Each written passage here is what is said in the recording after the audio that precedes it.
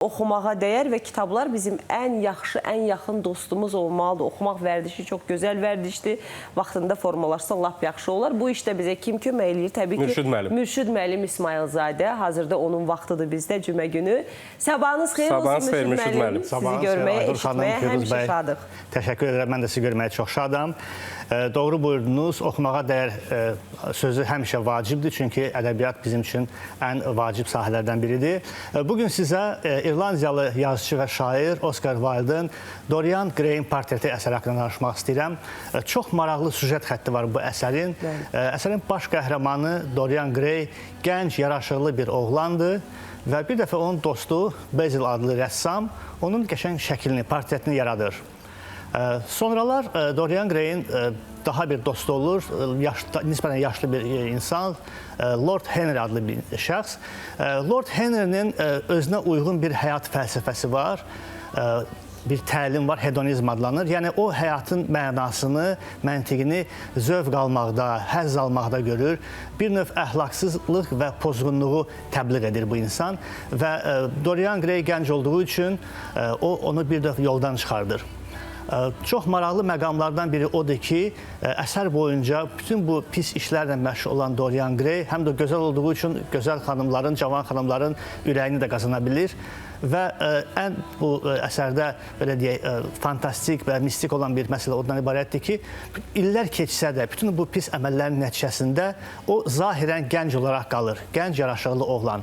Amma bütün bu əməllərin hesabına və uzun illər keçməyinə baxmayaraq onun portreti qocalmağa və eybəcəlləşməyə başlayır. Belə bir maraqlı süjet xətti var.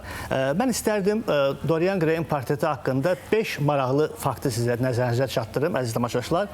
Birinci fakt ondan ibarətdir ki, Oscar Wilde'ın nə qədər çoxlu əsərləri, piyesləri olsa da, Dorian Gray'in portreti romanı onun yeganə nəşr olunmuş romanıdır. İkinci maraqlı fakt ondan ibarətdir ki, Dorian Gray bu əsəri təsəvvür edirsiniz, cəmi 3 həftə ərzində yazıb, 3 həftəyə hazır eləyib bu əsəri. Üçüncü maraqlı fakt ondan ibarətdir ki, əsər hazır olandan sonra o bir mənalı qarşılanmıyor və tənqidçilər onu belə deyək, bir top atəşinə tutublar, hətta müəllifi əxlaqsızlıqla günahlandırıblar. Amma vaxt keçəndən sonra, zaman keçəndən sonra, əsərdə də bəzi dəyişiklik olandan sonra bu əsər doğrudan da indiyəcən oxunur, tamaşaçılar arasında, oxucular arasında çox populyardır və insanların sevgisini qazanıb. Dördüncü fakt ondan ibarətdir ki, bu kitabın yazılma tarixçəsi də çox maraqlıdır. Günlərin bir günü Oscar Wilde öz dostunun emalatxanasına gəlir, dostu rəssam olur, Basil adlı bir rəssam və orada belə bir maraqlı diyaloq baş verir. Deməli, rəssam bir nəfərin cavan oğlanın şəklini çəkir və deyirlər ki, doğrudan maraqlıdır, həyat qəribədir, vaxt keçir, zaman keçir və insan qocalır və bu gözəl, cavan insan vaxt keçəndən sonra yaşlanır. Nə yaxşı olardı ki, insanlar həmişə gənc, yaraşıqlı qalardılar, onların əvəzinə elə portretlər, rəsmlər qocalardı. Bu fikir yazıcının ağlına batır və o Dorian Gray'in portreti əsərini yazmağa qərar verir. Və öz dostunun xətrinə bir hədiyyə olaraq əsərdəki rəssamın da adını dostunun şərəfinə Basil qoyur. Beşinci və sonuncu fakt da odur ki, deməli, psixologiyada belə bir termin var, belə bir anlayış var. Dorian Gray sindromu. O nə deməkdir? Bəzi insanlar, xüsusən məşhur insanlar, ulduzlar, siz bayaq futbolçulardan danışdınız, aktyorlar, aktrisalar, müğənnilər, onlarda belə bir xüsusiyyət olur ki, qocalmaqdan qorxurlar. Həmişə gənc qalmaq istəyirlər, cavan qalmaq istəyirlər.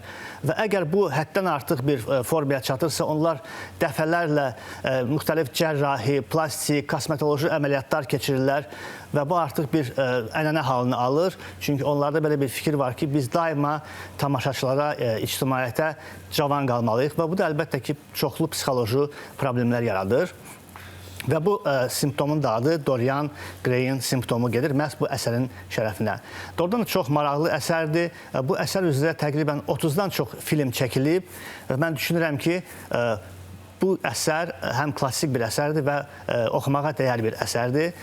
Düşünürəm bugünlük bu qədər. Bizim dəyərli aparıcılarımız Aynur xanım, Firuz bəy, sözü ötürürəm sizə.